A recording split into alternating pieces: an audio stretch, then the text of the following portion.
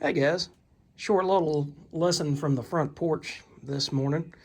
Um, I was thinking about it last night. My back had been kind of bothering me, so I went and laid down for a little bit. And like I said, I was thinking about it. And the Silver Surfer has always been an interesting character to me. Actually, he's been an uninteresting character to me. I never really wanted to read a whole lot about him. Everything seemed spacey and cosmic and just, I don't know, out of this world, literally. And I like cosmic stories, but if I'm going to do a cosmic story, if I'm going to read a cosmic story, I would prefer to have one that is at the end of time.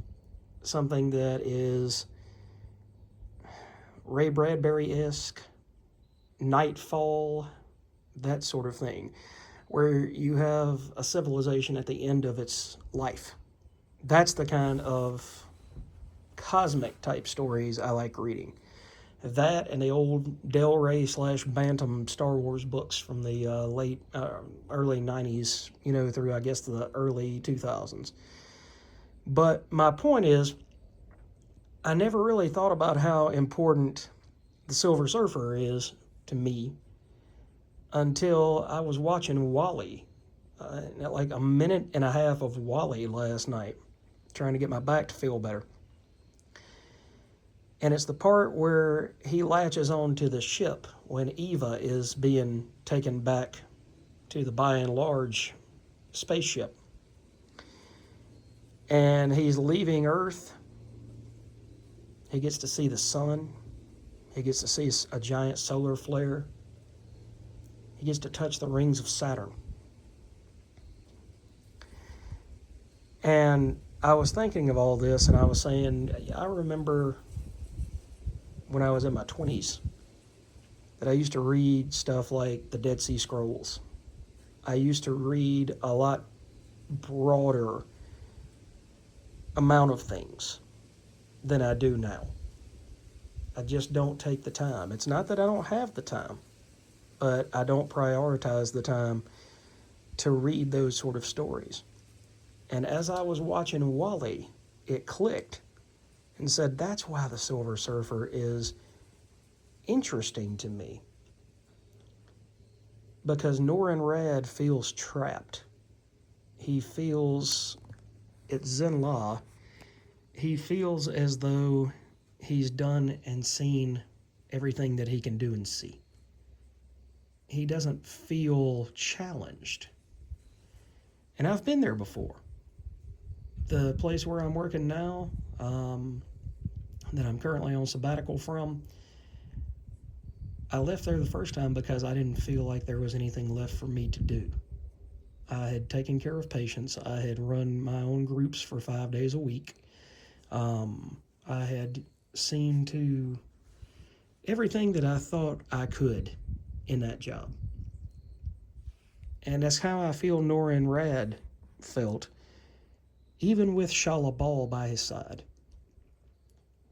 And it's really made me want to go back and reread that original Stan Lee, John Buscema, Jack Kirby series that Marvel did, so that I can go back and get a feeling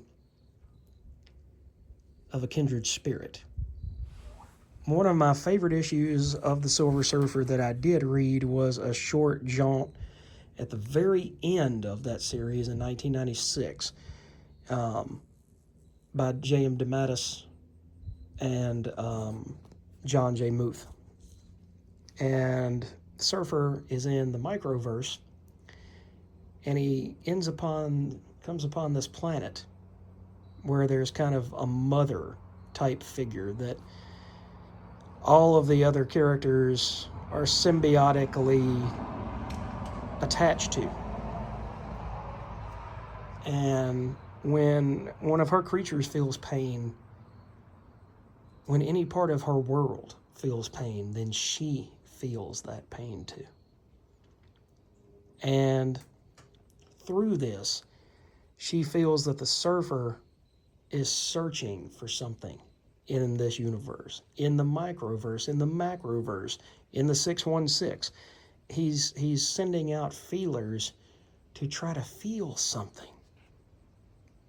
A joy, an inescapable joy, a pain, something. That silver shell almost wrapped up his emotions along with wrapping up his body. And while the silver shell protects his body, it kind of encapsulates him. And while there's endless freedom to surf the cosmic waves, there's also part of him that yearns for home, yearns for peace.